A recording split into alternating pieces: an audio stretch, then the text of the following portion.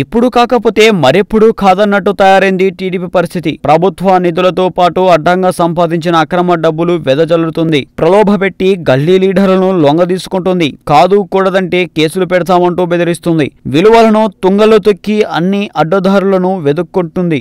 మంత్రులను రంగంలోకి దింపి కుట్రలు కుతంత్రాలకు పావులు కదిపింది. నిజానికి టీడీపీకి తన విధానాలపై నమ్మకం ఉంటే పార్టీ ఫిరాయించిన మిగతా 20 మంది ఎమ్మెల్యేల నియోజకవర్గాల్లోనూ ఉన్న ఉప ఎన్నికలు పెట్టి ఉండేది. తప్పని పరిస్థితుల్లో జీవన మరణ సమస్యగా నంద్యాలలో గెలుపు కోసం సర్వశక్తులు వడ్డీ పోరాడాలని పాటుపడుతుంది. సాక్షి ప్రతినిధి కర్నూలు జిల్లా నంద్యాల అసెంబ్లీ స్థానికానికి జరిగే ఉప ఎన్నికల్లో గెలుపొందడం కోసం చంద్రబాబు ప్రభుత్వం దిగజారి వ్యవహరిస్తుండడం ప్రజాస్వామ్య స్ఫూర్తికే కలకలం రేపుతుంది. దేశానికి ఒక రాష్ట్రపతిని, ఒక ప్రధానిని అందించిన ప్రాంతం ఇది.